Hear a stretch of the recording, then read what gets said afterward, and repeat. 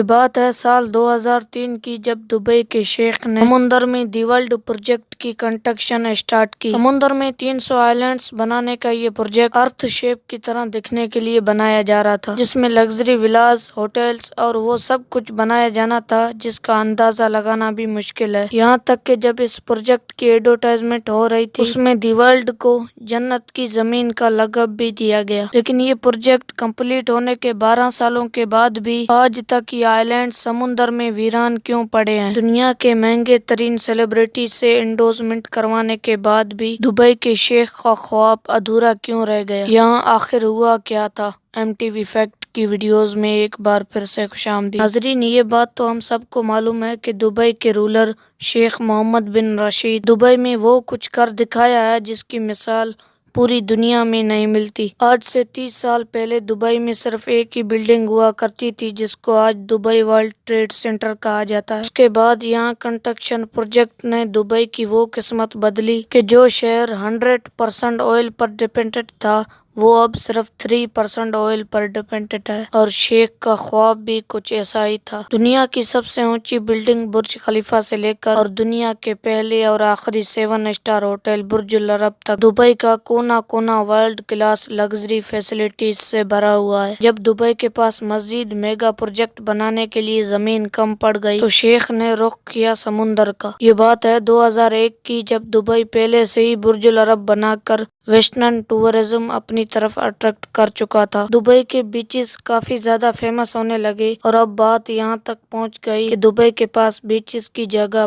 کم پڑ گئی۔ دبئی کی کوسٹ لائن جو صرف 70 کلومیٹر تک پھیلی ہوئی تھی، اب اس کو بڑھانے کا وقت آ چکا تھا۔ سٹارٹنگ میں پلان یہ تھا کہ دبئی کے سمندر میں 3 آرٹیفیشل آئلینڈ بنائے جائیں گے، جن کو اگر اسپیس سے بھی دیکھا جائے گا تو ان کی شکل پام ٹری جیسی ہوگی: پام جمیرہ، پام جبل علی، پام ڈیرہ۔ 2001 میں سب سے پہلے پام جمیرہ پر کام اسٹارٹ کر دیا گیا، کیونکہ شاید یہ پلان کیے گئے آئلینڈز میں سب سے چھوٹا تھا۔ صرف پام جمیرہ کی وجہ سے ہی دبئی کی کوسٹ لائن میں 80% کا اضافہ ہو رہا تھا۔ کوسٹ لائن بنانے کا یہ فیصلہ دبئی کے شیخ کو اتنا بھا گیا، پام جمیرہ کی کنسٹرکشن کمپلیٹ ہونے سے پہلے ہی پام جبل علی اور پام ڈیرہ پر کام اسٹارٹ کر دیا۔ ان 3 پروجیکٹ کے علاوہ ایک اور پروجیکٹ بھی تھا جس نے کسی میگنیٹ کی طرح پوری دنیا کے اٹینشن اپنی طرف۔ یہ پروجیکٹ دی ورلڈ کے نام سے لانچ کیا گیا، جس میں ٹوٹل 300 چھوٹے آئلینڈ۔ دی ورلڈ کا ڈیزائن ارتھ کے میپ کے حساب سے رکھا گیا تھا، جس میں ہر کنٹری کے نام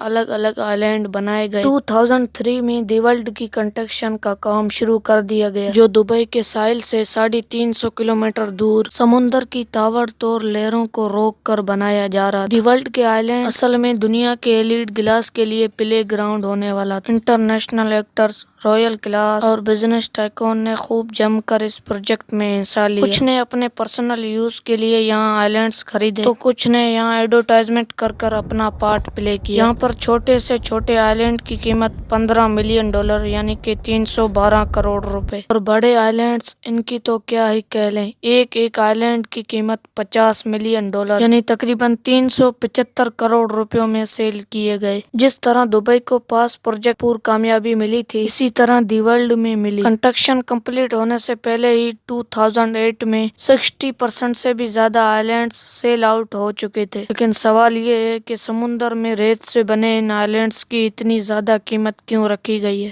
پہلی بات تو یہ ہے کہ یہ اتنا آسان کام نہیں ہے۔ ٹھاٹھے مارتے ہوئے سمندر میں ایک چھوٹا سا آئلینڈ بنانا بھی بہت زیادہ مشکل ہے۔ یہاں تو پھر دبئی نے 300 آئلینڈز بنائے تھے۔ ایک آئلینڈ میں اتنی زیادہ ریت استعمال ہوئی تھی کہ اس سے پورا کرکٹ اسٹیڈیم ٹاپ سے لے کر باٹم تک بھرا جا سکتا ہے۔ اور پتھروں کی بات کی جائے تو دی ورلڈ میں استعمال ہونے والے پتھروں کا وزن 5.5 لاکھ ٹن انجن کے برابر ہے۔ 9 کلومیٹر لمبا اور 6 کلومیٹر چوڑا یہ پروجیکٹ بنانے میں دبئی گورنمنٹ کو $14 ارب خرچ کرنے پڑے۔ اس رقم سے دبئی 9 برج خلیفہ اور 14 برج العرب جیسے لگژری ہوٹل بنا سکتا تھا۔ لیکن شیخ کو نہ صرف دبئی کی زمین بلکہ اس کے سمندر سے بھی انکم جنریٹ کرنی تھی، اور یہی وجہ تھی کہ شیخ समुद्र में जन्नत की जमीन बनाना चाहते थे। तो फिर आखिर क्या हुआ कि इतना ताम झाम करने के बाद भी पिछले 12 सालों से ये आइलैंड बिल्कुल वीरान क्यों पड़े हैं। दी वर्ल्ड आइलैंड के फेलियर में सबसे पहला रीजन है इसका डिजाइन। सबको यही उम्मीद थी कि प्रोजेक्ट का डिजाइन अर्थ के मैप के हिसाब से बनाया जाएगा, लेकिन प्रोजेक्ट कंप्लीट होने के बाद मालूम पड़ा कि ये अर्थ के डिजाइन से काफी अलग है। आइलैंड्स की शेप एक्चुअल कंट्रीज की शेप से काफी अलग थी, जिससे इन्वेस्टर को काफी ज्यादा डिसअपॉइंट में हुई। लेकिन सिर्फ डिजाइन का चेंज होना ही दी वर्ल्ड की नाकामी नहीं। 2008 में दी वर्ल्ड की लॉन्च रखी गई, जिसमें पूरे दुबई को फायरवर्क से चमका दिया गया था। इतना पैसा इस लॉन्च इवेंट में बहाया गया, वो सारा का सारा बेमकसद साबित हुआ। ये वो वक्त था जब पूरी दुनिया को ग्लोबल फाइनेंशियल क्रैश ने घेर रखा था। दी वर्ल्ड के 60% आइलैंड इस फाइनेंशियल क्रैश से पहले ही सेल हो चुके थे, और इस क्राइसिस की वजह से न सिर्फ दी वर्ल्ड बल्कि पूरी दुबई की प्रॉपर्टीज का रेट जमीन पर आ गिरा था। फाइनेंस क्राइसिस की वजह से जिन एलिट्स ने ये आइलैंड्स खरीद रखे थे, उन्होंने भी यहाँ कंस्ट्रक्शन का काम नहीं करवाया। उम्मीद है आपको वीडियो अच्छी लगी। वीडियो अच्छी लगी है तो लाइक कर हमारे चैनल को जरूर सब्सक्राइब करें। मिलते हैं अगली शानदार वीडियो में, तब तक के लिए